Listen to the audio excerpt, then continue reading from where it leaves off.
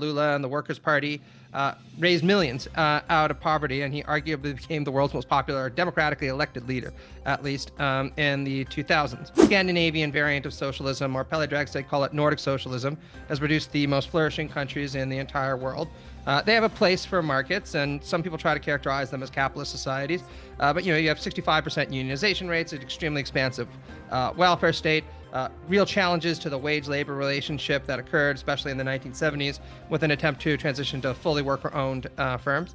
And all of that is a testament to how socialism can be done practically very effectively. Back in the 2010s, it was really the right that had not quite a monopoly, but almost a kind of monopoly on online legitimacy at the very least, right? And it was kind of painting itself as the cutting edge of, fighting against the establishment, as, voting for a septuagenarian billionaire who wants to cut taxes is really sticking it to the billionaire elite, right? That'll show them. Lay out this idea of liberal socialism. I know as we spoke last time, you spoke kind of about like the family of isms, it's not just one thing, but could you kind of like lay out the bare roots of the concept before we get started? Sure. Well, liberal socialism is a tradition that I trace back to its precursors in the writings of people like Thomas Paine and Mary Wollstonecraft, although I argue it really came theoretically into its own in the writings of people like John Stuart Mill or Hobhouse. And then there were various movements that claimed to be liberal socialist or espouse liberal socialist principles, like English New Liberalism is a good example, or the Solidarism movement in France. And what I point out in my book is that for a lot of these figures over the course of the 19th century and into the 20th century, there wasn't anything that seemed odd about this. From their perspective, liberalism just required a certain kind of socialism, or for the socialist end, socialism just required a certain commitment to things like liberal rights for all, et cetera, et cetera. It was really in the Cold War that this idea of liberal socialism came to be construed as oxymoronic or unusual or an aberration in some way, shape, or form. And you really see this in the writings of people like F.A. Hayek, the great critic of socialism, who later became associated with or aligned with neoliberalism, people like Margaret Thatcher, right? Hayek was relentlessly critical of new liberalism, John Stuart Mill style liberalism, all of that, claiming it wasn't the real deal. And that's because these figures drew a really sharp contrast between, you take your pick of the kind of Cold War cliches, right? Like liberal individualism and socialist collectivism, or, the closed state or the open state. There are a million different versions of this. And what I wanted to point out in my book, and in my new book, actually, What is Liberal Socialism, that's coming out on July 17th, which is a little essay collection that kind of popularizes some of the ideas, is you can criticize liberal socialism however it is that you want, right? Maybe it's a bad idea, maybe it's not. But it's well past the time that we try to deny that such a thing exists, theoretically or practically. It's a long-standing tradition. It has auspicious figures. There are movements that try to realize it. So the question isn't, is liberal socialism a thing, but is it a worthwhile thing? And I happen to think it is. Yeah, and I think that's important because, well, depending on, I guess, the Democrat you ask, and then every Republican, it's the Russian bread lines, and that's all socialism can be and nothing else, which is kind of where I want to start, because as this rises in the Democrat Party, you get these kind of pushbacks, which are, like red scariest to like maybe new kind of like, it's a failed ideology. There's not like a liberal tendency to it. What do you think is the right way for liberal socialists to sell this idea to those maybe skeptical, maybe who have heard these things, but aren't like inherently off-put to the idea? Sure. Well, I mean, if you're not interested in theory, there's a lot of practical arguments you can make. Look, there are many forms of socialism that were calamitous failures, and there were many authoritarian and even genocidal socialist states, self-described. Think about Pol Pot's Cambodia or Stalin's Soviet Union, for that matter. But, of course, there were also failed capitalist states, and there are plenty of capitalist states that committed mass atrocities against large numbers of people. So what we should do is adopt a much more ecumenical understanding of what we mean by socialism, the same way that we adopt an ecumenical understanding of what we mean by capitalism, and judge it by the fruits of its best efforts. And by that standard, I think that many socialist movements have objectively made the world a far better place, including in the United States. Just to give a couple of examples, what commentators like Sejersted call the Scandinavian variant of socialism, or Pelle Dragstad call it Nordic socialism, has produced the most flourishing countries in the entire world. They have a place for markets, and some people try to characterize them as capitalist societies. But you have 65% unionization rates, an extremely expansive welfare state, real challenges to the wage-labor relationship that occurred, especially in the 1970s, with an attempt to transition to fully worker-owned firms. And all of that is a testament to how socialism can be done practically very effectively. Or we can even look further abroad. In Brazil, Lula and the Workers' Party raised millions out of poverty, and he arguably became the world's most popular democratically elected leader, at least in the 2000s. Or at home in the United States, think about all the auspicious figures that have identified as socialists over the course of American history. And we're talking about fringe figures here. We're talking about authors like Jack London, people like Helen Keller, or of course Martin Luther King, who near the end of his career used to say, call it democracy, call it democratic socialism, whatever you want, but there needs to be a much more just redistribution of wealth in this country for all of God's people, and identified his economic philosophy as far more socialistic than capitalistic for very good reasons, right?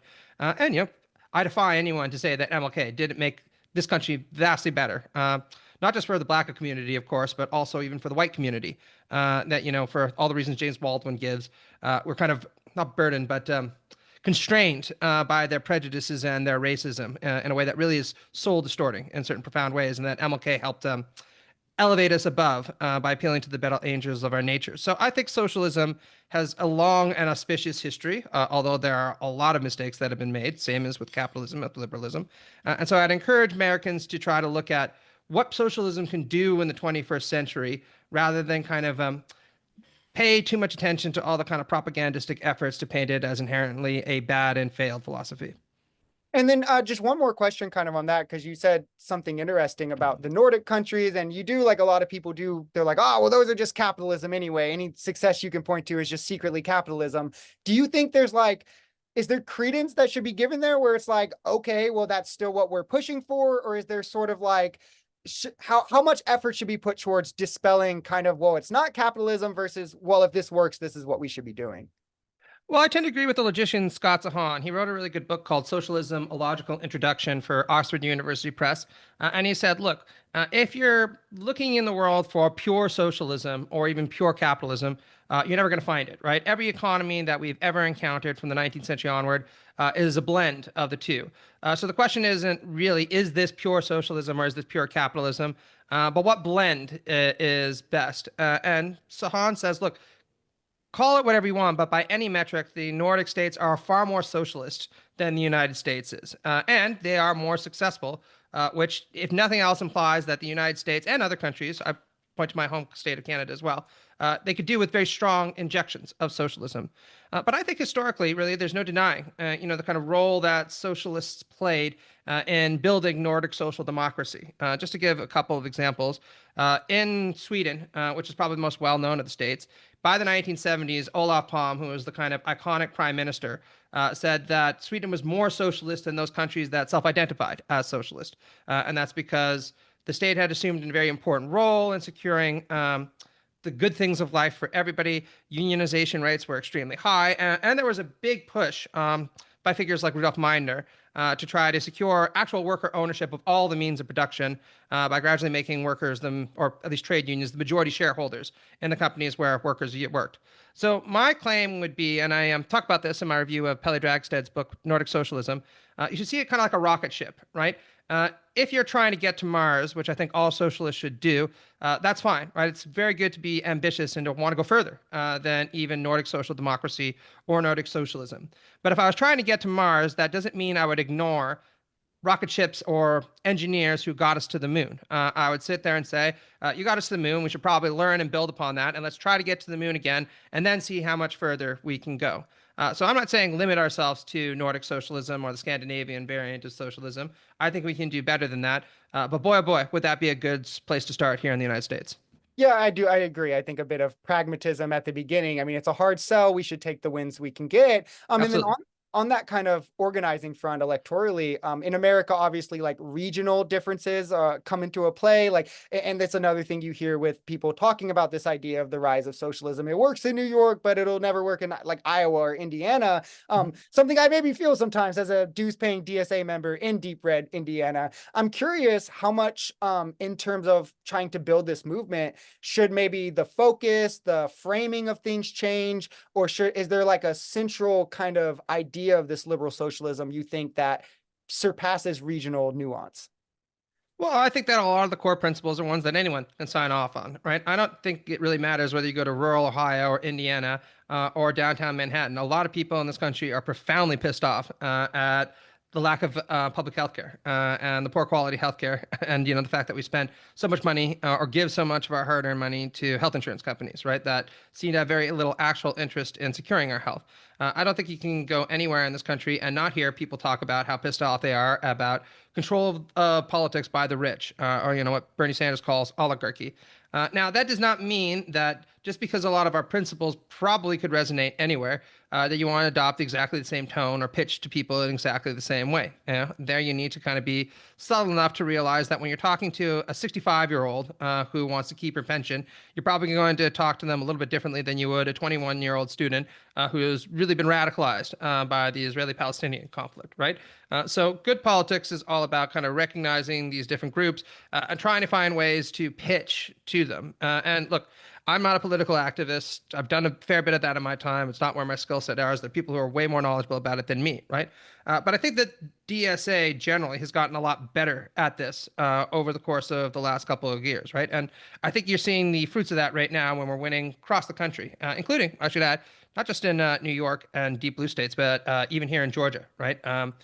We just got our third DSA member who's almost certainly going to wind up a new legislator, right? And that's in purple Atlanta, or that's purple Georgia, where I don't think anybody could say it's exactly the same as New York City, right? Or that people here hold New York values.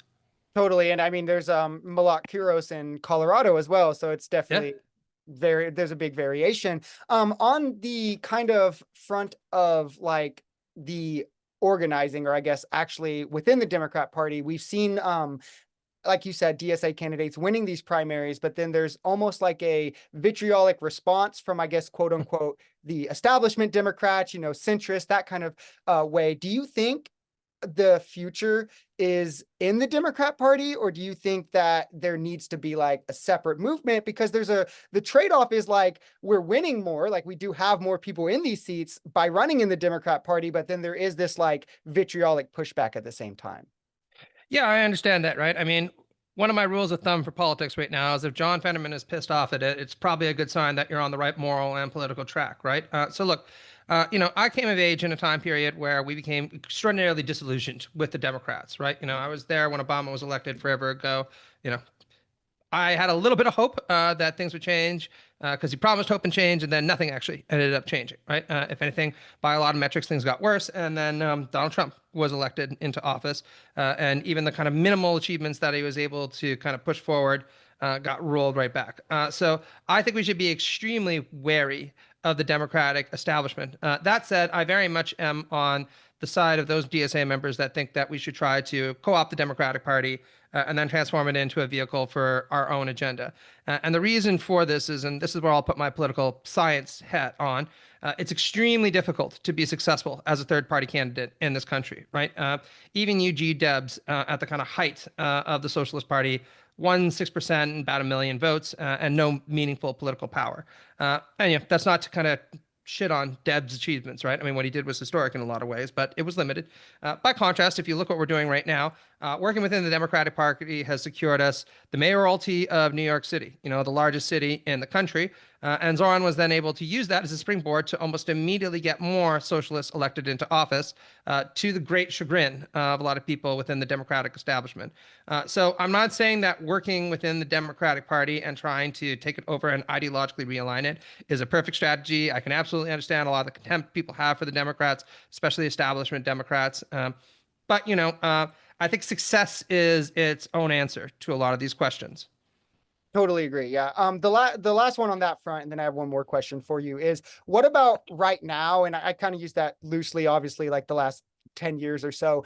It makes it kind of uniquely positioned for this rise. We had the obviously both the Sanders campaigns, we had AOC kind of being like one of the first mainstream figures, and then now these primary wins. What do you think it is about America right now that is making socialism not only viable, but we see polling where young people are increasingly favorable to socialism, communism, as opposed to capitalism, versus like 60 years ago where Red Scare propaganda was one of the most useful political tools? Yeah, it's a very good question. I mean, I think that there are three big reasons, right? One is, to your point, the Cold War is becoming a very distant memory for a lot of people, to the extent it's even a memory at all, right? And so that makes it a lot harder to scare people, with the vision of Reds in, your bedroom, who are going to take over everything, and Reds who are, putting fentanyl or gay drugs in the water, or whatever kind of conspiracy theories they were kind of crackpot ideas they were putting forward. The second big thing, I think, is that anybody who goes to the grocery store in this country knows that life is becoming really, really unaffordable for anybody who is not exceptionally wealthy, right? I'm a professor. I don't earn a bad salary at all. We're on a single income, but every time I go to the Walmart, even I kind of sit there. I'm like, what the hell has happened recently? How is it that I'm spending $300 in 1 week just to buy life essentials? And it's not exactly like, we're getting the fanciest stuff at the Walmart, right?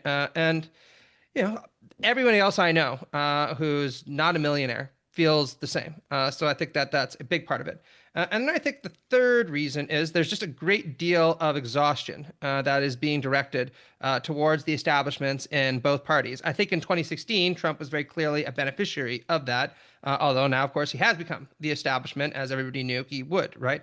By contrast, the Democrats never really indulged in the kind of deep existential soul searching that they should have indulged in when they eked out two defeats and one Pyrrhic victory against Trump, who is certainly not the world's most popular candidate. And I think they've tried to delay that and delay that and delay that by not actually giving people what they want.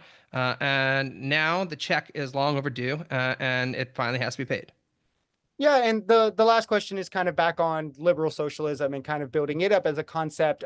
When I talk about a lot, bring a lot of people on the show to talk about socialism and capitalism, and as like political as they are, they're far more reaching than just politics. They're like economics, obviously, and then like about organizing social power as well.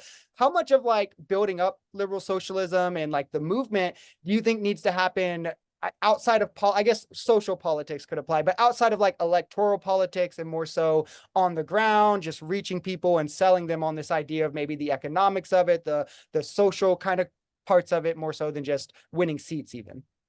Well, I think there's a lot to be said there, right? I can talk about two experiences here, right? So the Abby Lewis campaign in Canada, where the New Democratic Party elected a Democratic Socialist to be their leader for the first time in a long time, and yay. A lot of people said that they decided to vote for Lewis because people knocked on their doors, or they called them, and they talked about what he represented and what he wanted to do. And even if they disagreed with some of what Lewis stood for, they were really grateful that someone, an actual person, not a bot, not some random tweet, decided to communicate with them and hear about their concerns.